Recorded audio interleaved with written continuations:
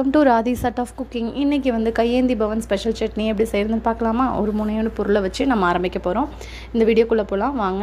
வெங்காயம் 2 வெங்காயம் எடுத்துக்கோங்க, 2 தக்காளி எடுத்துக்கோங்க. நெக்ஸ்ட் வந்து பூண்டு ஆட் பண்ணிக்கோங்க, புளி, உங்களுக்கு தேவையான அளவு புளி, உப்பு இது கொஞ்சமே அதிகமாக சேர்த்துக்கோங்க, ஏன்னா சட்னி வந்து தண்ணியாக இருக்க போது. நெக்ஸ்ட்டு காஞ்ச மிளகாவை சேர்த்து நல்லா அரைச்சிக்கோங்க, ஃபைன் பேஸ்ட்டாக அரைச்சிக்கோங்க. ஒரு கடாய் எடுத்துக்கோங்க. நெக்ஸ்ட் அதில் கடுகு, உளுத்தம்பருப்பு, நெக்ஸ்ட்டு பெருங்காயத்தூள், அப்புறமா கருவேப்பிலை எல்லாத்தையும் ஆட் பண்ணிவிட்டு நம்ம அரைச்சி வச்சுருந்த அந்த பேஸ்ட்டையும் அதில் சேர்த்துக்கலாம். சேர்த்துட்டு நல்லா சுண்டு மிக்ஸ் பண்ணி விடுங்க. நல்லா மிக்ஸ் ஆனதுக்கப்புறம் ஒரு பவுல் இட்லி மாவு எடுத்து அதை தண்ணியாக கரைச்சி அதை ஆட் பண்ணிக்கோங்க. அதே பவுல்லே ஒரு கப் வந்து தண்ணியை ஆட் பண்ணிக்கோங்க. இந்த சட்னி எவ்வளோ தண்ணியாக இருக்கோ அப்போ தான் டேஸ்ட் நல்லாயிருக்கும்.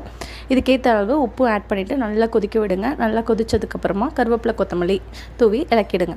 ஒரு சூப்பரான ஒரு கையேந்தி பவன் ஸ்பெஷல் சட்னி ரெடி ஆகிடுச்சு. நீங்களும் ட்ரை பண்ணி பாருங்கள். இந்த வீடியோ பிடிச்சிருந்தால் லைக் பண்ணுங்கள், ஷேர் பண்ணுங்கள் அண்ட் சப்ஸ்கிரைப் பண்ணுங்கள். மறக்காமல் பெல் ஐக்கானை கிளிக் பண்ணுங்கள். தேங்க்யூ.